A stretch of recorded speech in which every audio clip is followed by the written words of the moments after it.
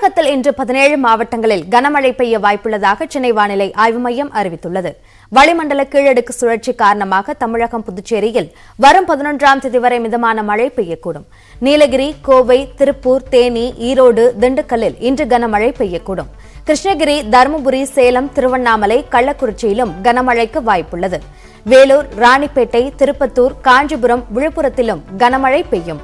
கடலூர், புதுச்சேரியின் ஓரிரு இடங்களிலும் கனமழை பெய்ய வாய்ப்புள்ளது. சென்னையில் 24 மணி நேரத்திற்கு இடி மின்னலுடன் கூடிய லேசானது முதல் மிதமான மழை பெய்ய வாய்ப்புள்ளது. கடந்த 24 மணி நேரத்தில் அதிகபட்சமாக விழுப்புரம் மாவட்டம் முண்டியம்பாக்கம், கேதரில் தலா 9 சென்டிமீட்டர் மழை பெய்துள்ளது. குமரி, மன்னார் வளைகுடா, தென் தமிழக கடலோர பகுதிகளில் மணிக்கு 45 முதல் 55 கிலோமீட்டர் வேகத்தில் சூறாவளி காற்று வீசக்கூடும். லட்சத்தீவு, கேரள, கர்நாடக, அரபிக்கடல் பகுதிகளில் மணிக்கு 40 முதல் 60 கிலோமீட்டர் வேகத்தில் சூறாவளி காற்று வீசக்கூடும். எனவே அந்த பகுதிகளுக்கு மீனவர்கள் செல்ல வேண்டாம் என வானிலை ஆய்வு மையம் அறிவுறுத்தியுள்ளது. முன்னாள் அமைச்சர் வேலுமணி மீதான டெண்டர் முறைகேடு வழக்கை தலைமை நீதிபதி அமர்வே விசாரிக்கும் என்றும் மத்திய அரசு வழக்கறிஞர் ஆஜராகலாம் என்றும் சென்னை உயர்நீதிமன்றம் தெரிவித்துள்ளது. கடந்த ஆட்சியில் சென்னை, கோவை மாநகராட்சிகளில் பல்வேறு பணிகளுக்கு டெண்டர் வழங்கியதில் முறைகேடு நடைபெற்றதாக முன்னாள் அமைச்சர் வேலுமணிக்கு எதிராக லஞ்ச ஒழிப்புத்துறையினர் வழக்கு பதிவு செய்தனர். இந்த வழக்கை ரத்து செய்ய கோரி வேலுமணி தரப்பில் சென்னை உயர்நீதிமன்றத்தில் மனு தாக்கல் செய்யப்பட்டது.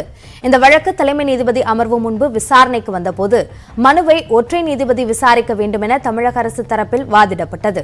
வேலுமணிக்கு சொந்தமான இடங்களில் வருமான வரித்துறை சோதனை நடத்தியுள்ள நிலையில் வருமான வரித்துறைக்காக ஆஜராகும் மூத்த வழக்கறிஞர் ராஜு வேலுமணிக்கு ஆதரவாக ஆஜராக எதிர்ப்பு தெரிவிக்கப்பட்டது.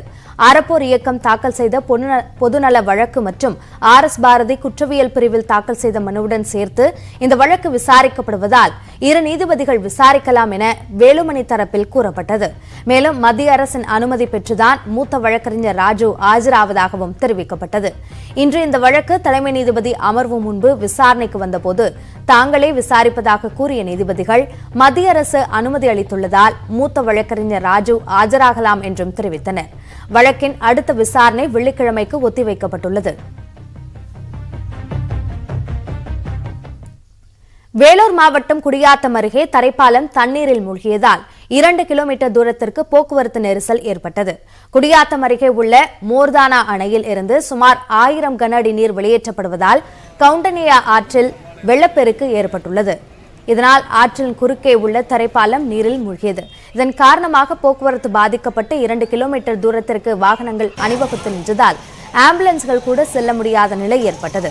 மேலும் குடியாத்தம் வழியாக ஆந்திரா, கர்நாடக மாநிலங்களுக்கு சென்ற வாகனங்களும் பேருந்துகளும் இந்த வாகன நெரிசலில் சிக்கிக் கொண்டன. இதனால் பள்ளி, கல்லூரிகளுக்கு சென்ற மாணவர்களும் பணிக்கு சென்ற பொதுமக்களும் கடும் சிரமத்திற்கு உள்ளாகினர்.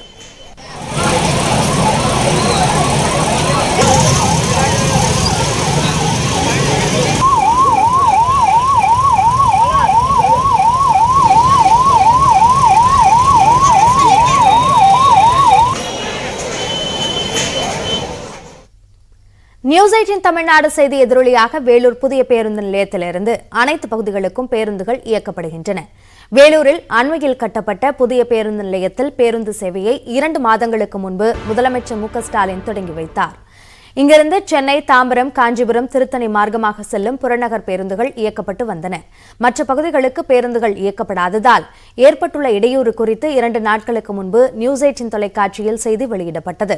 அதனையடுத்து வேலூர் மாவட்ட ஆட்சியர் குமரவேல் பாண்டியன் நேற்று வெளியிட்ட அறிவிப்பில் குடியாத்தம், பேரணாம்பட்டு, KGF திருப்பத்தூர், சேலம், தருமபுரி, ஓசூர், பெங்களூரு, சித்தூர், திருப்பதி ஆகிய பகுதிகளுக்கு புதிய பேருந்து நிலையத்திலிருந்து பேருந்து இயக்கப்படும் என்று அறிவித்தார். அதன்படி அறிவிக்கப்பட்ட இடங்களுக்கு இன்று முதல் பேருந்துகள் இயக்கப்படுகின்றன. இதனால் பயணிகள் மகிழ்ச்சி அடைந்துள்ளனர். முன்னாடி பழைய பஸ் ஸ்டாண்டில் விட்டுருந்தாங்க, கொஞ்சம் அலைச்சலாக இருந்துச்சு. இப்போ எல்லா பஸ்ஸும் இங்கே புது பஸ் ஸ்டாண்ட்லேருந்து கிளம்புறதுனால கொஞ்சம் ஈஸியாக இருக்குது ட்ராவல் பண்ணுறதுக்கு. நியூஸ் 18 ஆல்ரெடி போட்டிருந்தாங்க. இந்த மாதிரி கமிஷனர்கிட்ட கோரிக்கை விடுச்சிருந்தாங்க, இந்த மாதிரி எல்லா பஸ்ஸும் இயக்கணும்னு. அதன் அடிப்படையில் இப்போ எல்லா பஸ்ஸும் விட்டுருக்காங்க. ஒசூர், சித்தூர் எல்லா பஸ்ஸும் இங்கேருந்து போயிட்டுருக்கு. எல்லோரும் பயணிகள்லாம் சந்தோஷமாக இருக்காங்க. இப்போ தான் பஸ் ஸ்டாண்டே ஃபுல்லான மாதிரி தெரியுது. எல்லா பஸ்ஸும் இங்கேருந்து போயிட்டுருக்கனால எங்களுக்கு ரொம்ப சந்தோஷமாக இருக்குது. புது பஸ் ஸ்டாண்டுக்கு குடியாத்தம் பஸ் விட்டதுனால எங்களுக்கு ரொம்ப சந்தோஷமாக இருக்குது. இத்தனை நாள் வந்து பழைய பஸ் ஸ்டாண்டுக்கு வந்து போகிறதுக்கு எங்களுக்கு ரொம்ப டென்ஷனாக இருந்துச்சு. இப்போ வந்து எல்லா பஸ்ஸும் இங்கே வந்தாவாச்சு எங்களுக்கு சந்தோஷமாக இருக்குது.